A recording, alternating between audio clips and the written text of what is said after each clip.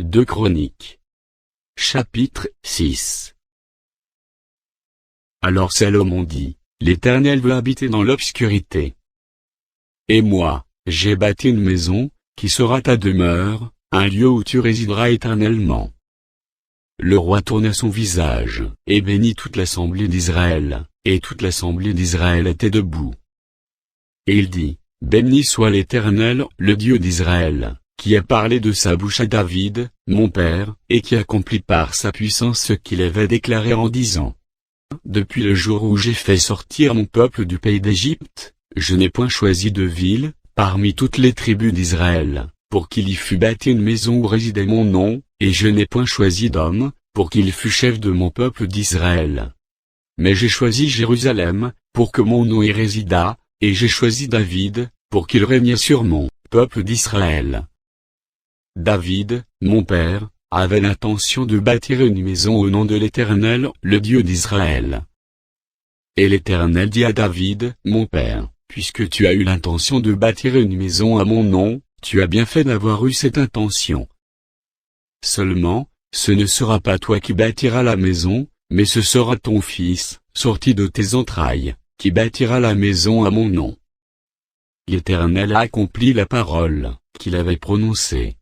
Je me suis élevé à la place de David, mon père, et je me suis assis sur le trône d'Israël, comme l'avait annoncé l'Éternel, et j'ai bâti la maison au nom de l'Éternel, le Dieu d'Israël. J'y ai placé l'arche où est l'alliance de l'Éternel, l'alliance qu'il a faite avec les enfants d'Israël. Salomon se plaçait devant l'autel de l'Éternel, en face de toute l'assemblée d'Israël, et il étendit ses mains.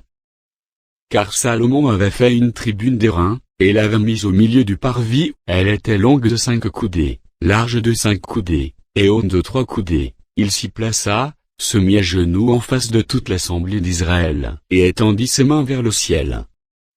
Et il dit, Ô Éternel, Dieu d'Israël, il n'y a point de Dieu semblable à toi, dans les cieux et sur la terre, tu gardes l'alliance et la miséricorde, envers tes serviteurs, qui marchent en ta présence de tout leur cœur. Ainsi tu as tenu parole à ton serviteur David, mon père, et ce que tu as déclaré de ta bouche, tu l'accomplis en ce jour par ta puissance. Maintenant, Éternel, Dieu d'Israël, observe la promesse que tu as faite à David, mon père, en disant, tu ne manqueras jamais devant moi d'un successeur assis sur le trône d'Israël, pourvu que tes fils prennent garde à leur voie, et qu'ils marchent dans ma loi, comme tu as marché en ma présence. Qu'elle s'accomplisse donc, Éternel, Dieu d'Israël, la promesse que tu as faite à ton serviteur David. Mais quoi? Dieu habiterait-il véritablement avec l'homme sur la terre? Voici, les cieux et les cieux des cieux ne peuvent te contenir, combien moins cette maison que j'ai bâtie. Toutefois, Éternel mon Dieu, sois attentif à la prière de ton serviteur, et à sa supplication, écoute le cri et la prière que t'adresse ton serviteur. Que tes yeux soient jour et nuit ouverts sur cette maison, sur le lieu dont tu as dit que là serait ton nom. Écoute la prière que ton serviteur fait en ce lieu. Daignes exaucer les supplications de ton serviteur, et de ton peuple d'Israël, lorsqu'ils prieront en ce lieu.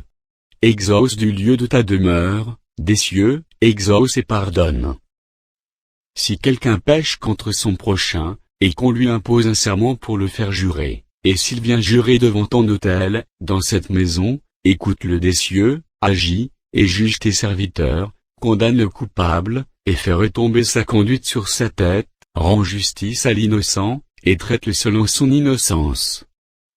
Quand ton peuple d'Israël sera battu par l'ennemi, pour avoir péché contre toi, s'ils reviennent à toi et rendent gloire à ton nom, s'ils t'adressent des prières et des supplications dans cette maison, exauce-les des cieux, pardonne le péché de ton peuple d'Israël, et ramène-les dans le pays que tu as donné à eux et à leurs pères.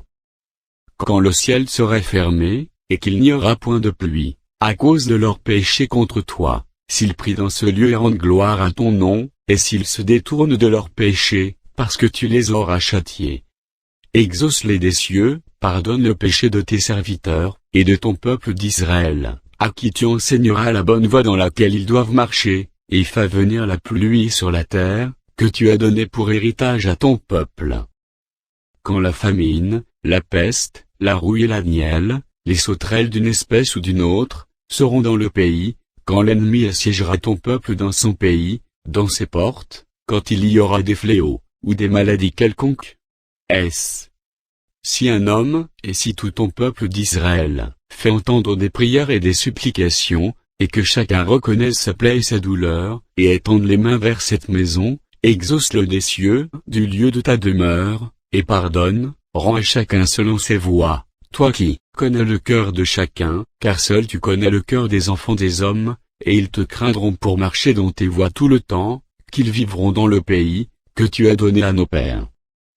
Quand l'étranger, qui n'est pas de ton peuple d'Israël, viendra d'un pays lointain, à cause de ton grand nom, de ta main forte et de ton bras étendu, quand il viendra prier dans cette maison, exauce-le des cieux, du lieu de ta demeure, et accorde à cet étranger tout ce qu'il te demandera, afin que tous les peuples de la terre connaissent ton nom pour te craindre, comme ton peuple d'Israël, et sache que ton nom est invoqué, sur cette maison que j'ai bâtie.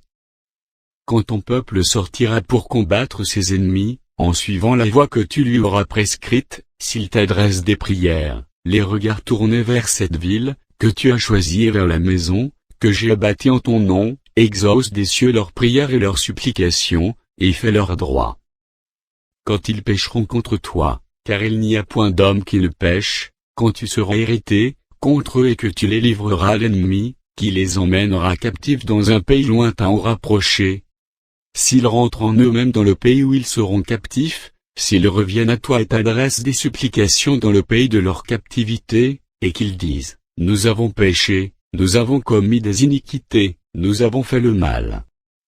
S'ils reviennent à toi de tout leur cœur et de toute leur âme, dans le pays de leur captivité, où ils ont été emmenés captifs, s'ils t'adressent des prières, les regards tournés vers leur pays, que tu as donné à leur père, vers la ville que tu as choisie, et vers la maison que j'ai bâtie à ton nom, exauce des cieux, du lieu de ta demeure, leurs prières et leurs supplications, et fais leur droit, pardonne à ton peuple ses péchés contre toi.